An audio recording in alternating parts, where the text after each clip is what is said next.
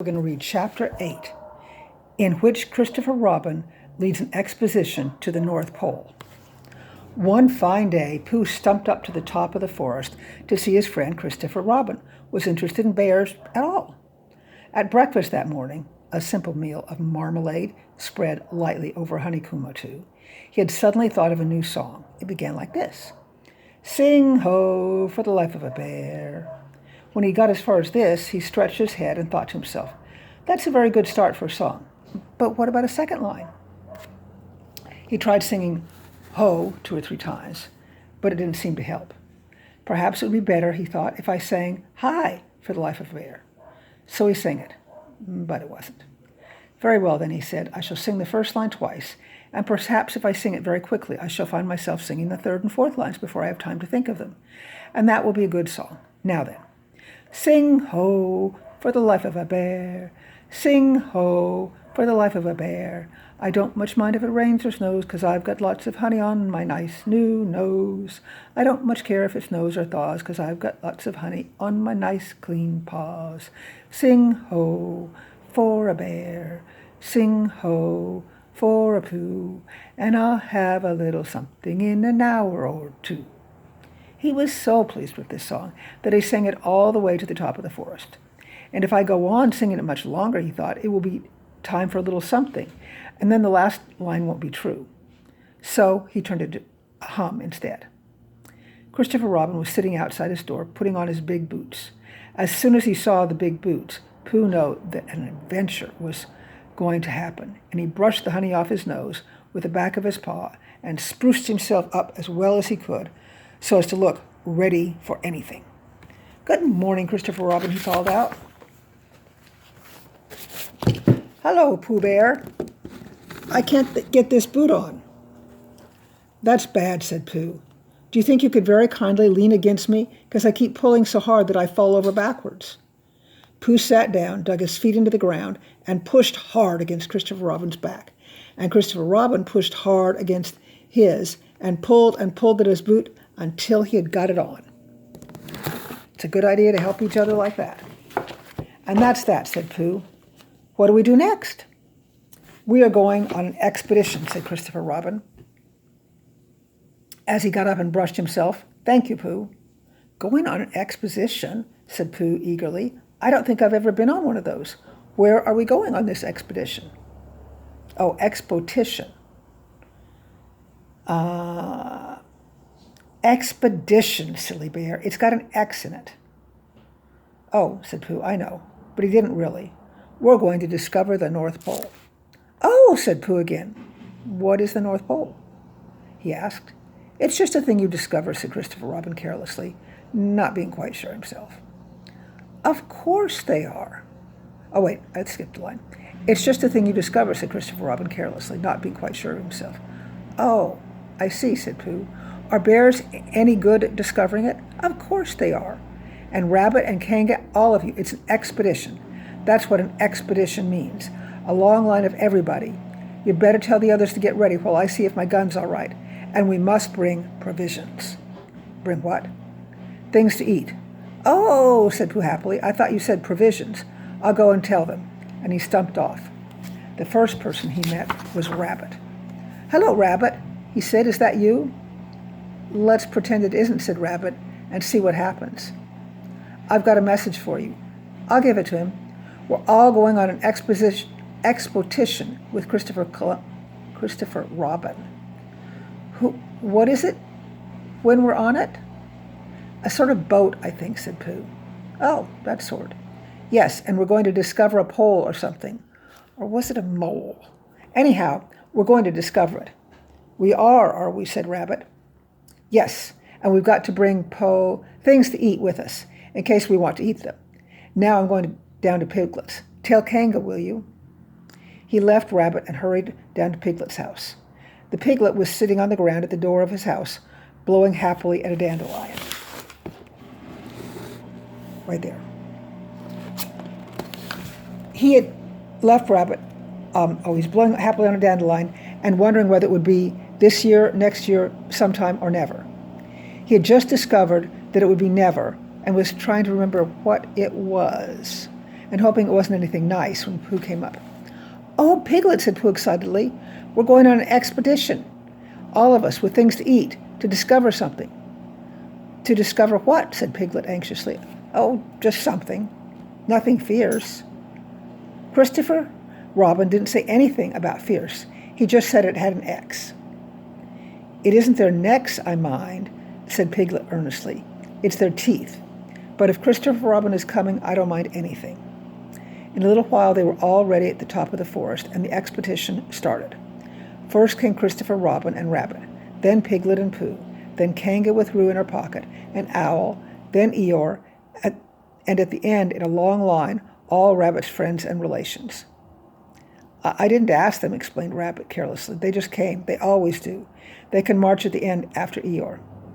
"What I say," said Eeyore, "is that it's unsettling. I didn't want to come on this expo," what Pooh said. "I only came to oblige. But here I am. And if I am the end of the expo, what we're talking about, then let me be the end. But if every time I want to sit down for a little rest, I have to brush away half a dozen of Rabbit's smaller friends and relations first, then this isn't an expo, whatever it is at all. It's simply a confused noise. That's what I say." "I see what Eeyore means," said Owl. "If you ask me." "I'm not asking anybody," said Eeyore. "I'm just telling everybody. We can look for the North Pole, or we can play Here We Go Gathering Nuts in May, with the end part of an ant's nest. It's all the same to me." There was a shout from the top of the line. "Come on!" called Christopher Robin. "Come on!" called Pooh and Piglet. "Come on!" called Owl. "We're starting," said Rabbit. "I must go." And he hurried off to the front of the exposition with Christopher Robin. "All right," said Eeyore, "we're going. Only don't blame me." So off they all went to discover the pole.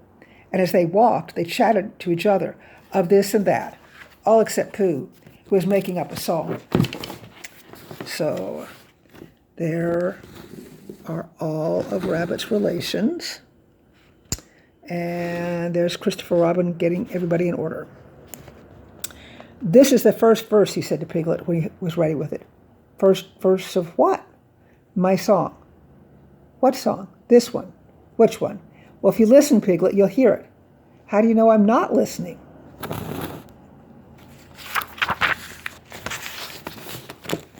Pooh couldn't answer that one, so he began to sing.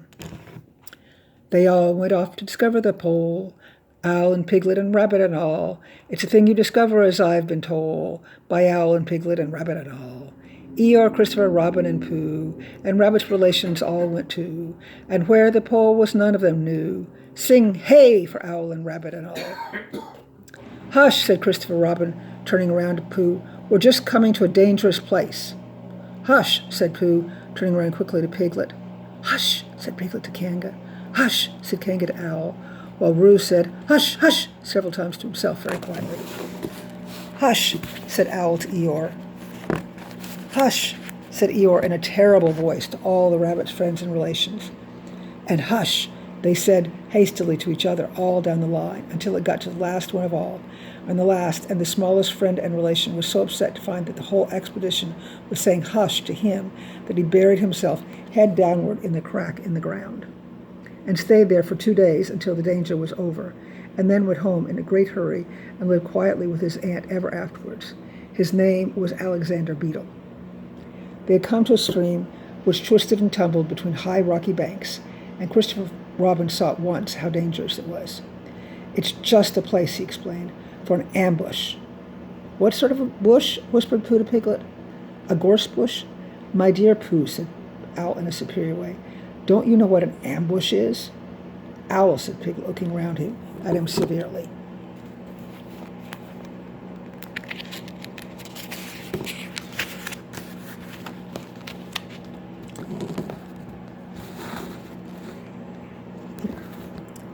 Pooh's whisper was a perfectly private whisper, and there was no need. "An ambush," said Owl, "is a sort of surprise." "So is a gorse bush sometimes," said Pooh. "An ambush, as I was about to explain to Pooh," said Piglet, "is a sort of a surprise. If people jump out of you suddenly, that's an ambush," said Owl. "It's an ambush, Pooh, when people jump at you suddenly," explained Piglet. Pooh who now knew what an ambush was, said that a gorse bush had sprung at him suddenly one day when he fell off a tree and had to be taken. It had taken 6 days to get all of the prickles out of himself. "We're not talking about gorse bushes," said Owl a little crossly. "I am," said Pooh.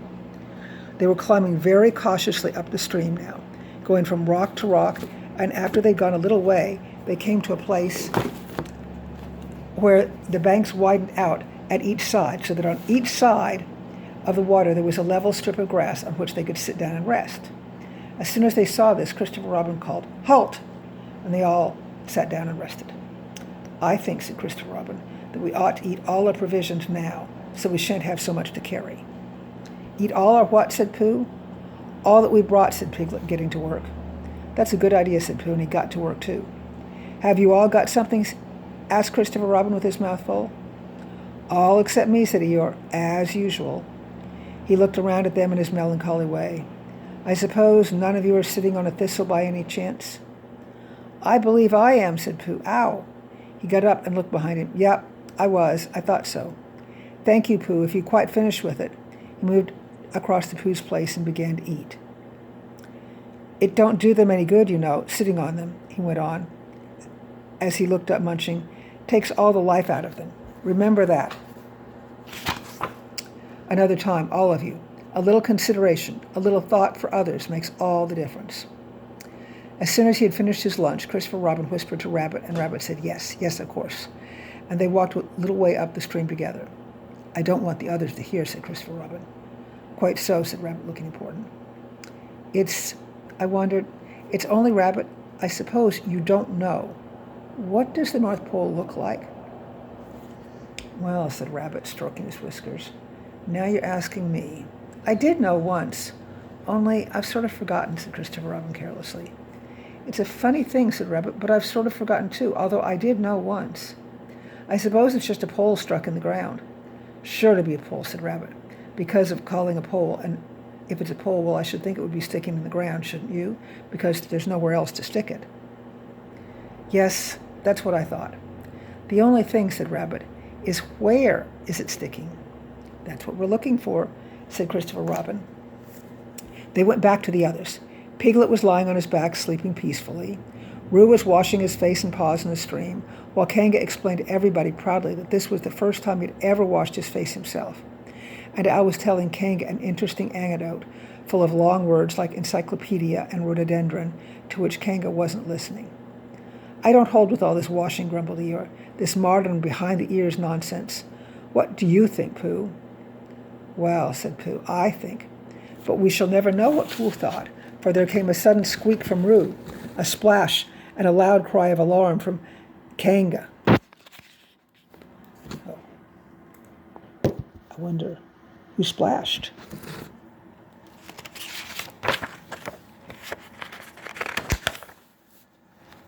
"So much for washing," said Eeyore. "Roo's fallen in," cried Rabbit, and Christopher Robin came rushing down to the rescue. "Look at me swimming," squeaked Roo from the middle of the pool, and was hurried down a waterfall into the next pool.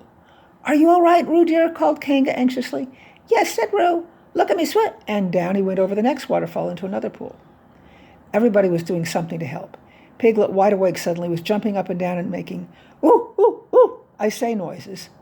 Al was explaining that in case of sudden and temporary immersion, the important thing was to keep the head above the water.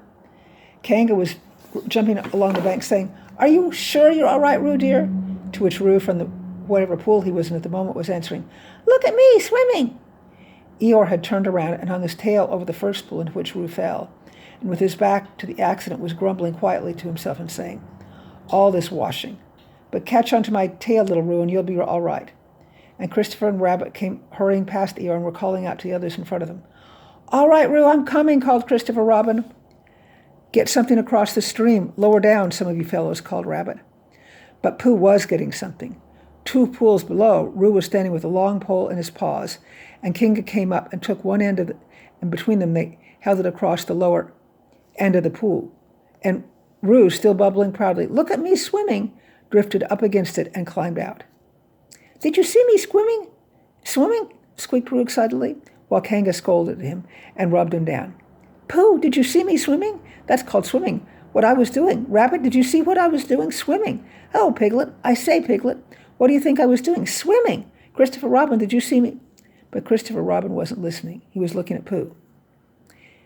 Pooh, he said, where did you find that pole? Pooh looked at the pole in both of his hands. I just found it, he said. I thought it ought to be useful, so I picked it up. Pooh, said Christopher Robin solemnly, the expedition is over.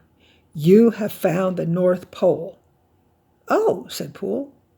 Eeyore was sitting with his tail in the water when they all got back to him. Tell Roo to be quick, somebody, he said. My tail's getting cold. I don't want to mention it, but I just mention it.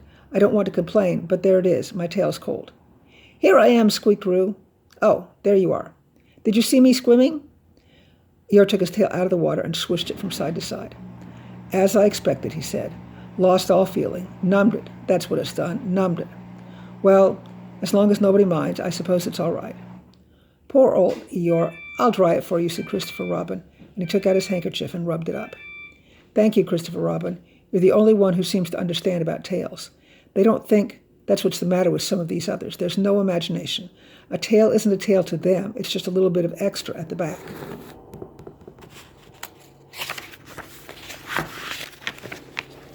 Never mind, said Eeyore. Is that better? It's feeling more like a tail, perhaps. It belongs again, if you know what I mean. Hello, Eeyore, said Pooh, coming up to them with his pole. Hello, Pooh, thank you for asking, but I shall be able to use it again in a day or two. Use what, said Pooh. What we're talking about. I wasn't talking about anything, said Pooh, looking puzzled. My mistake again. I thought you were saying how sorry you were about my tail being all numb and could you do anything to help. No, said Pooh, that wasn't me, he said. He thought for a little and then suggested helpfully. Perhaps it was somebody else. Well, thank him for me when you see him. Pooh looked anxiously at Christopher Robin. Pooh's found the North Pole, said Christopher Robin. Isn't that lovely? Pooh looked down modestly. Is that it, said Eeyore. Yes, said Christopher Robin. Is that what we're looking for? Yes, said Pooh. Oh, said Eeyore. Well, anyhow, it didn't rain, he said. They stuck the pole in the ground, and Christopher Robin tied a message onto it. North Pole, discovered by Pooh. Pooh found it. There you can see the whole page. Then they all went home again, and I think, but I'm not quite sure, that Roo had a hot bath and went straight to bed. But Pooh went back to his own house, feeling very proud of what he had done. Had a little something to revive himself.